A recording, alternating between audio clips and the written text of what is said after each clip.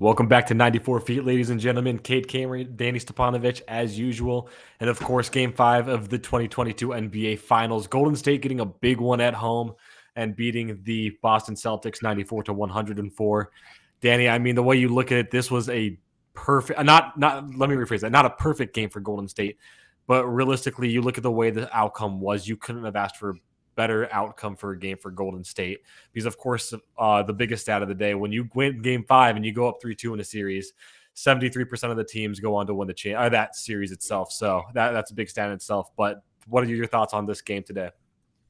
You mentioned the perfect game for Golden State. Cade, it was the perfect game for the Celtics to just take over. Cade, Steph Curry, is he ever going to go 0 for 9 in the playoffs again? 7 for 22. This was their chance. But unfortunately for the Celtics, this was the Andrew Wiggins takeover game, Cade. That's really what it was to me. Yeah, no, I agree. It looked like Andrew Wiggins really showed up in that game. He figured out a way to rebound in this game so far. Because he knew that he was going to have to come in and be a little bit more physical. And I mean, that proved that entire Golden State roster, you look just up and down it. I mean, of course, you have some guys that didn't put up any points off the bench, but they were guys who only got like 1 or 2 minutes at most, you look at that bench, Jordan Poole, Gary Payton, both showing up. That was necessary. Klay Thompson, as we just mentioned, Andrew Wiggins, those big role players around Steph Curry stepped up. And that was exactly what was needed for Golden State to come away with the win in this series.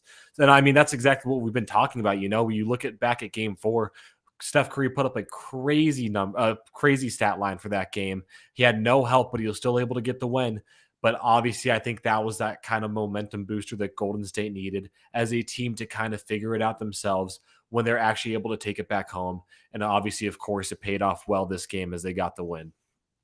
I mean, yeah, I'll go back to Andrew Wiggins, give him more praise. I mean, this guy, unsung hero of Game 4. Really, everyone was talking about how Steph dropped 43. He led the floor on both sides in rebounding, and we didn't talk about this too much in the last post game, but Game 4 was the first game the Warriors out rebounded Boston. All series 55 to 42. And once again tonight, Andrew Wiggins, not the tallest guy on the floor. There's Robert Williams, there's Al Horford, but he's by far the most athletic guy. He's out hustling all these players, and he led the floor in rebounds with 13 tonight. Like I said, unsung hero Game 4.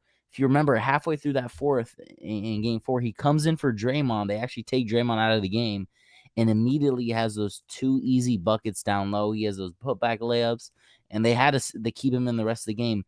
Coming into Game 4, Steph Curry was off in that first half, but the Warriors found themselves up 51 to 39, I believe.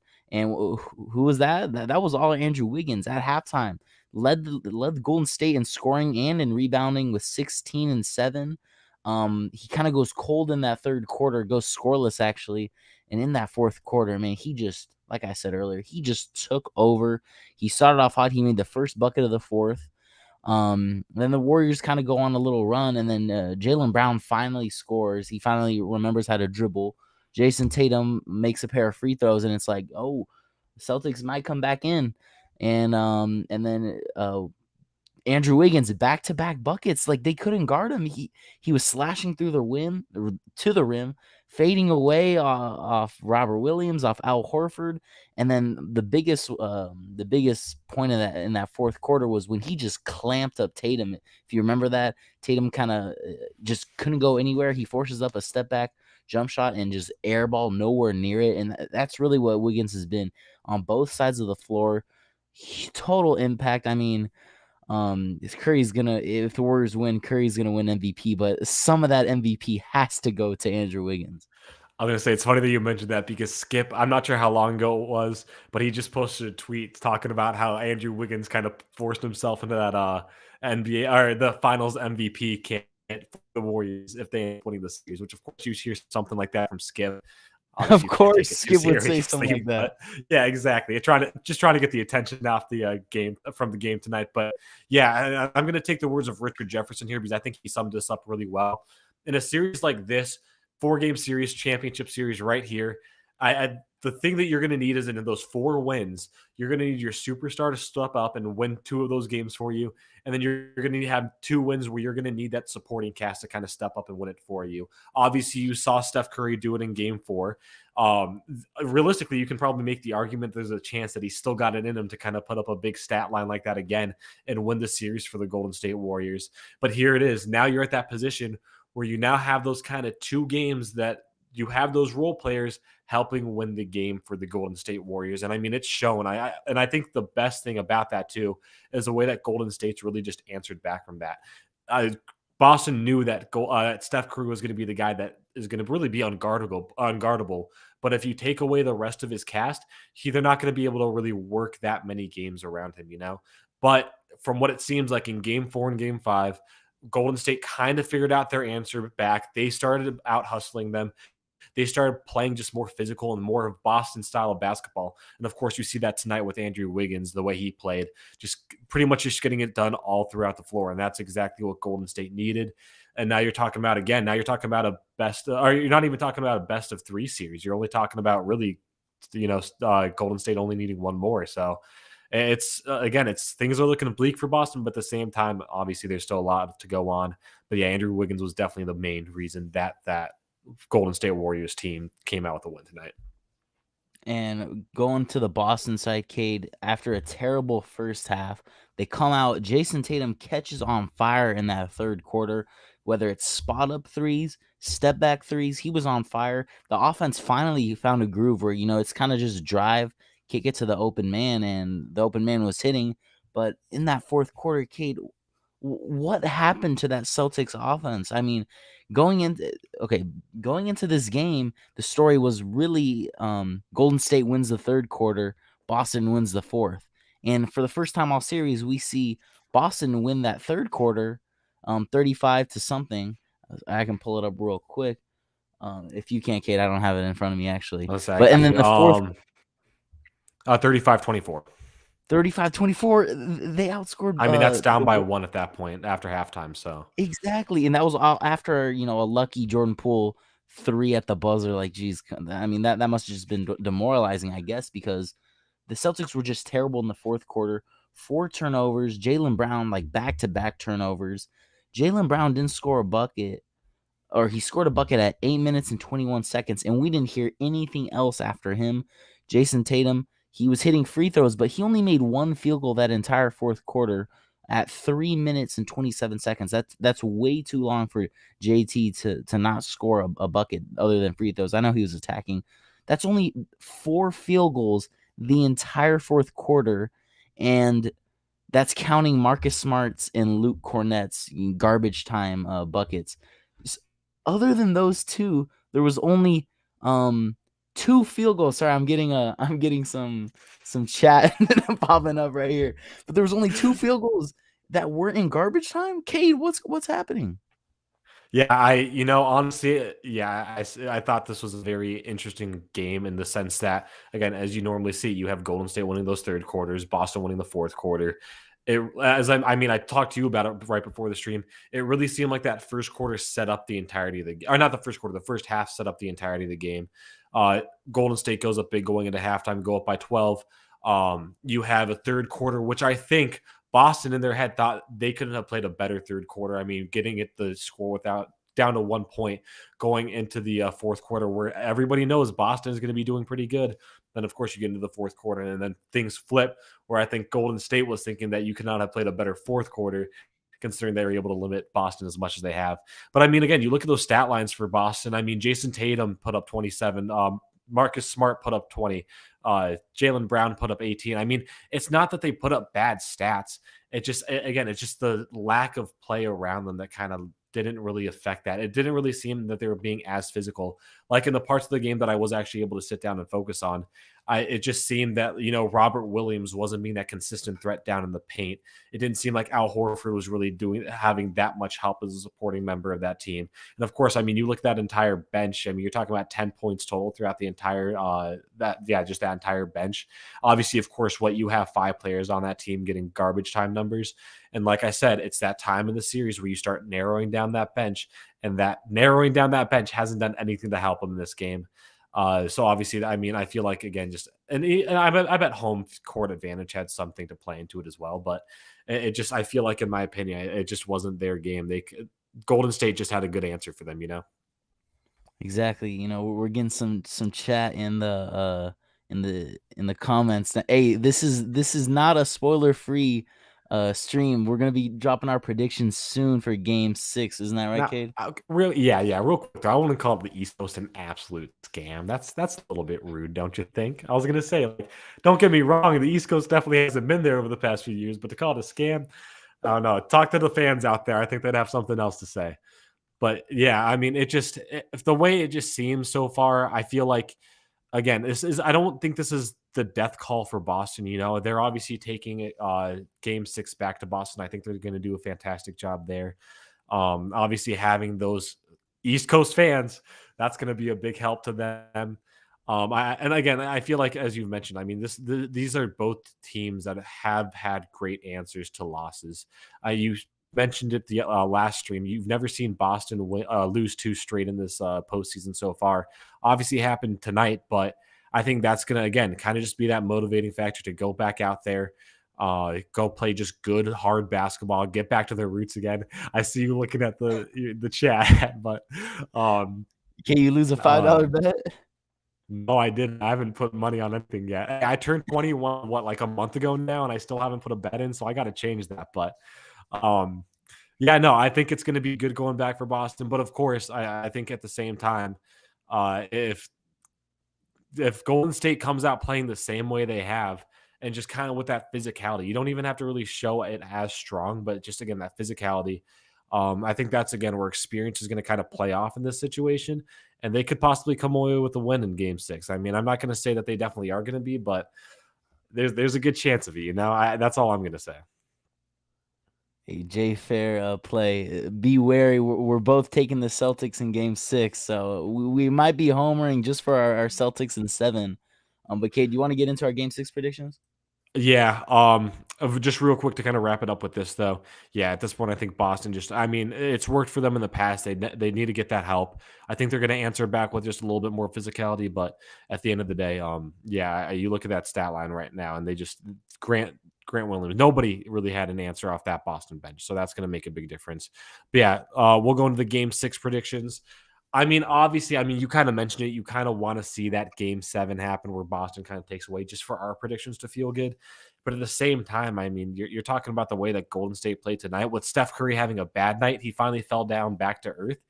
It's weird to say I don't see that happening again. I think Curry is going to kind of step it up again. But with that being said, I also think that that those supporting members of that team are going to kind of fall off. Going back to Boston, I mean, I don't think they definitely didn't have the best series in Boston, so I can't necessarily say that they're going to do the best when they go back to Boston. But you know, all I'm going to say is that as of now, before I actually submit my like final prediction, I think as of now, Game 6 in Boston is going to be. I mean, that's going to be a nail biter right there for both teams. Game 6 in Boston, Kate. I'm riding with my Celtics. I even though they got blown off the court in that fourth quarter, I really liked what we saw. I know Steph Curry 0 for 9. People are gonna say, that's just an outlier, but I really do think they changed up the defense. For the first time all series, they were fighting over the screen and not playing drop coverage with Al Horford or Robert Williams.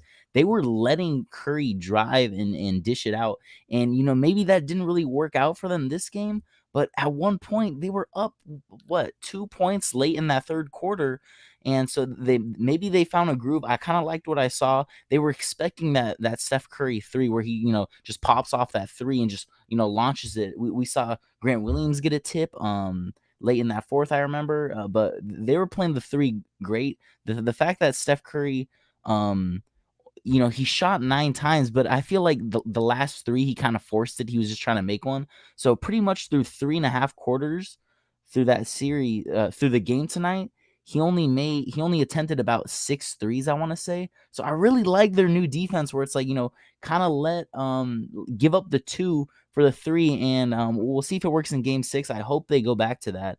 And, going into Game 6 in the Garden, Cade, I look back 2 series ago, Celtics Bucks. Celtics find themselves down 3-2. Jason Tatum, if you remember this, a little 46 piece, 9 rebounds, 4 assists. It smells like a Jason Tatum takeover game 6 game.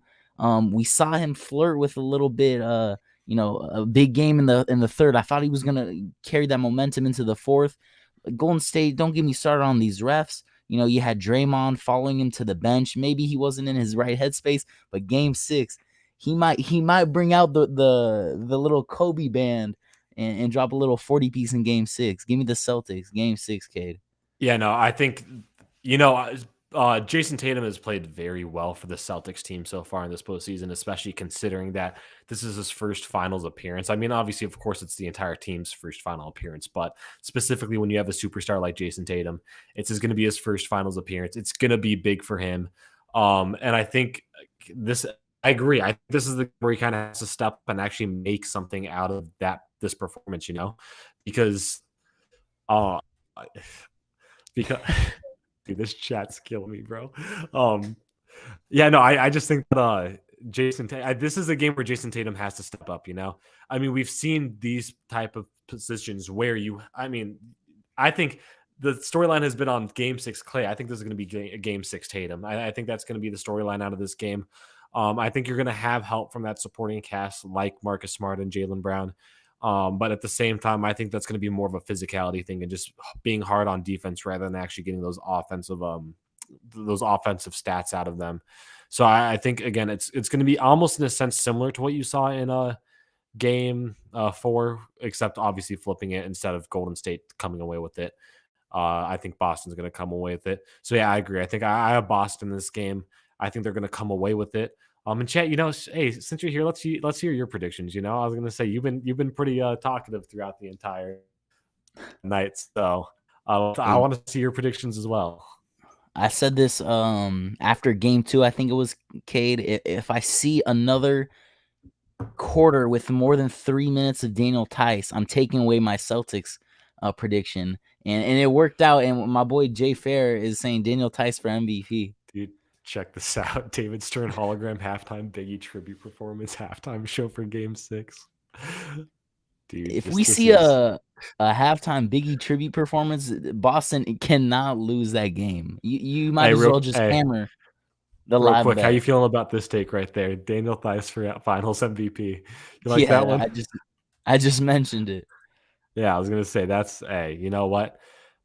Like I said, I think real talk. Role players show up at home. Derek White, he had a rough outing tonight. 0 for 3 from deep. I think 21 minutes, and he was kind of getting cooked on the defensive end. He really couldn't stay in front of anyone. I'm gonna need a big Derek White game in Game 6. Who's Jay? Over under 1.5 threes. Derek White. I don't know what the odds are on that, but I might be hammering that. I take over on that one. Again, I think you say role players playing well at home. This is a game that Derek White, I think this is going to be a game where, again, like I said, you're going to need all the help you need from that Boston rotation. And again, of course, that includes Derek White, so I think he's going to step up. I feel like you haven't really seen much of Grant Williams so far this series too. So I think you might be seeing him actually kind of step up and actually make a big game out of this. So, and Jay says he'll hammer the over for Derek White over on 3. So I think you just got to follow along with that, Danny. So, but hold up, chat. You never gave us your predictions. Let's hear it. What are you talking about? What are you thinking? Game 6, Celtics Warriors. It's a pivotal game. This is a game where the Warriors can come away with their oh my God, what would this be? Their 4th NBA championship in 8 years. Yeah. 4th and 6th appearances. I think it's a dynasty already. But I was gonna say, what we want to hear your predictions. Let's see it. I mean, other than obviously, of course, these for MVP, but. Okay, we're gonna have to eventually dedicate a little segment to ranking the best dynasties in the NBA. Oh, I like that. Hey, I was gonna say, obviously, of course, we got to think about the offseason coming up soon, but I'm all for that.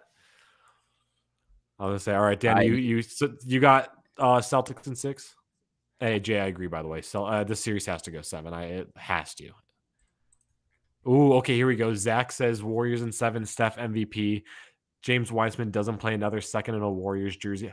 Interesting. Okay. I mean, that's something we'll have to talk about in the offseason, but I like that Warriors in 7, Steph MVP. Honestly, at this point in the series, I'm kind of and obviously I don't want this stat where you say what's it called 73% of teams that win Game 5 win the series, but I mean I don't know. As of now, it kind of does seem like that experience is kind of paying off for the Warriors now, and that might have a big role in a Game 6 and 7, of course.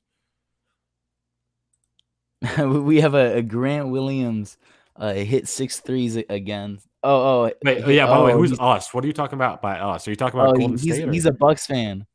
Grant Williams shot Okay. 18 threes in that one game and hit like 7 or 8 or something. But Jesus, that's that James Wiseman take, Zach, I gotta disagree. Win or lose, I feel like they have to keep James Wiseman. We've seen how Draymond is just incapable of playing on the offensive end, Kade. He finally had a good game. I know I'm getting off topic, but I feel like Wiseman, he's like the future big man for this team. Once Steph and Clay's kind of washed, I'm gonna be honest. Once Steph gets to 37, the future might be Kuminga, Wiseman, Kade. Who's the other young guy they got? Poole, and who else? Jordan Poole. Moses Moody, like that's a Moses solid Moody. core. He hasn't seen too much time, but hey, I was gonna say that's my thing. And also, no, James Wiseman is not the next Jabari Parker. And that's the thing, though, is I think Wiseman has put together some really good time in the sense that when he has played in a Golden State Warriors uniform. So I think I think he's gonna have potential in the future. And I just don't think that Golden State can really step away from him. I also think at this point, what if Golden State offers him another chance at playing in a Golden State uniform? Why would he step away from that? Like he's making good money that way. He's going to be able to be a championship team. And I'm going to give you guys a little early prediction about this, but I do have the Golden State Warriors as the number one team going as a way too early power rankings going into the NBA offseason. But okay. Well, I want to talk to you about that when we get once the season ends. I want to have that conversation because like I said, way too early power rankings is something that everybody does. We've got to talk about it. But Kade, like as a Laker fan, don't you. Hold on. As a Laker fan, I gotta say the Clippers, bro. Okay, no, we'll talk about that another day. We're talking about we're still in finals mode right now, but yeah, no, I personally think that again, as you mentioned, they still have that young cast where if you do have people like Draymond Green, Steph Curry, Klay Thompson really developing them over the next few years. I know you don't really see this in the NBA. That's something more that you see in the NFL and whatnot.